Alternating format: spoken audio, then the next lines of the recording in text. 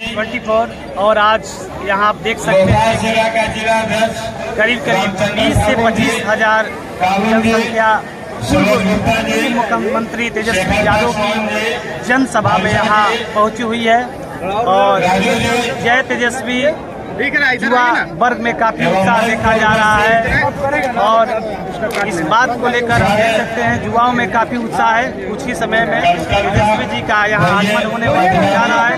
दावत से दैनिक live news 24 की रिपोर्ट। स्कूल के इस मैदान में आज जो कार्यक्रम हुआ, आपको क्या लग रहा है? आपको उम्मीद थी कि इतना ज्यादा भीड़ यहाँ पर आ पाएगा, जबकि प्रतिस्पर्धा लग रहा है काफी ज्यादा इस क्षेत्र में?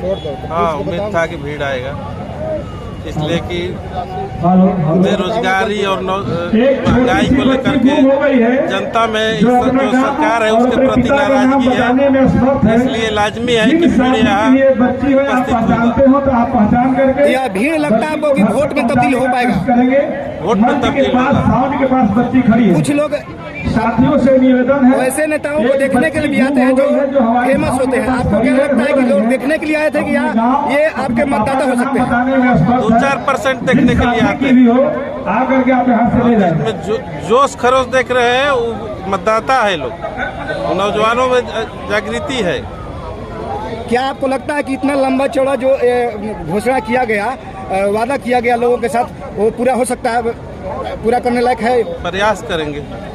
चलिए ठीक है सर। देखकर क्या समझा जाए कि लोकल ये पब्लिक थे कि या दूसरे विधानसभा लोकसभा सभी लोग आए होंगे? क्या आशा है? नहीं, टोटल इसी दिनारा विधानसभा के लोग हैं और दावत ब्लॉक के भिन्न भिन्न जगह के लोग हैं, इसी ब्लॉक के लोग रहने वाले हैं, गाँव के अगल बगल लोग जवार के लोग हैं।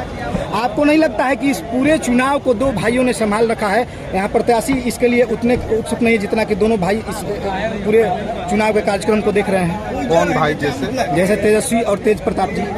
जी, तेजस्वी जी तो हम लोग युवाओं का आइकॉन है और निश्चित तौर पे एक लड़ाई यहाँ है कि हम लोग बक्सर संसदीय सीट का बेटा है। बक्सर संसदीय सीट में भारतीय जनता पार्टी के पास कैंडिडेट नहीं है। मेरे पास जो कैंडिडेट है सुधाकर सिंह, बक्सर संसदीय सीट का बेटा है, और मिथिलेश तिवारी भारतीय जनता पार्टी के, वो गोपालगंज से आए हैं चुनाव लड़ने।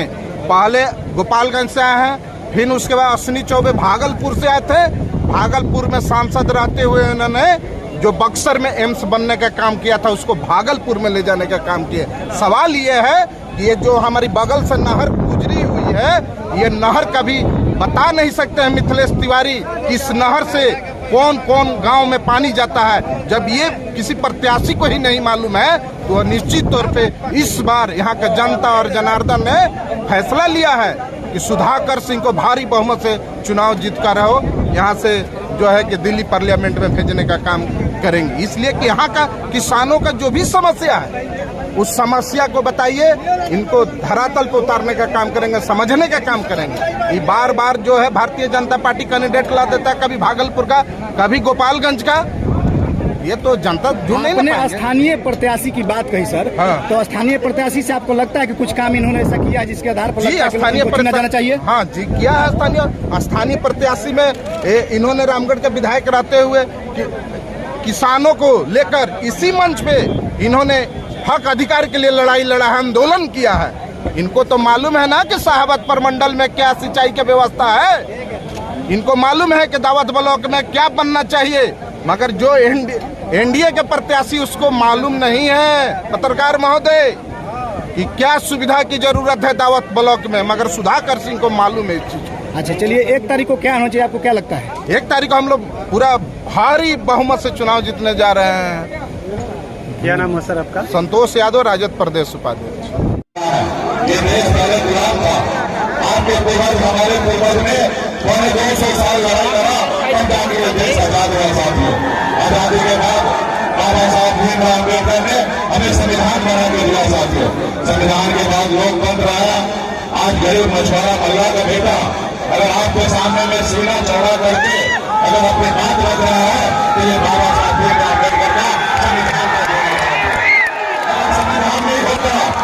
आज आपके सामने में गरीब मजदूर का बेटा अपनी बात नहीं रखता साथियों। इसलिए साथियों, अगर आप कहते हैं आपकी पीढ़ी, आने वाला पीढ़ी जो है वो सर्व जिए, तो आज जरूरी है कि संविधान की लड़ाई लड़े साथियों, संविधान की लड़ाई लड़े। यहाँ स्टेज पे मौजूद मुकेश सहनी जी, तेजस्वी जी और भी बाकी सभी पार्टी के विधायक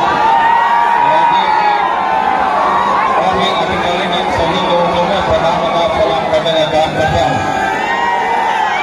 आप लोग जान रहे हैं कि अभी जो माहौल चल रहा है चुनाव का, ये चुनाव में ये परिवर्तन है। आपको परिवर्तन करना है, आपको जिम्मेवारी दिया गया है कि एक यहाँ का जितना भी 50 वोट है वो सुधाकर जी को आप लोग बटन दबा करके देने का काम करना है। वो बटन जो है वो रोजगार का बटन है। एक अगर आदमी वोट डालता है एक बार तो उसको एक बार रोजगार मिल जाएगा, दूसरा बार रोजगार मिलेगा। इसलिए आप लोग अपना कीमती वोट और ये जो जिम्मेवारी है और यहाँ से दिल्ली तक भेजने का काम करना, ताकि आप लोग के लिए लड़ाई को लड़ने का काम करेंगे। इतनी गर्मी में भी तेजस्वी लगातार 200 से भी ज्यादा सभा कर चुके हैं और लगातार उनके कमर में दर्द होने के बावजूद भी आज हमको बोले कि आज भाई आप चलिए हमारे साथ जनसभा में। हम बोले कि हम भी जाएंगे जनता के बीच में। ये एक कीमती वोट जो है सुधाकर भाई को आप लोग भारी मत से जिताने का काम कीजिए। ये तेजस्वी को क्यों दे देंगे? मोदी जी जब बाबू जी लालू जी तारा से वोट बनाए, लालू जी का लड़का हो गया। हमारे भगवान का जन्मी जेल में होता, किसका डराने का काम कर रहे हैं? हम खाटी बिहारी है।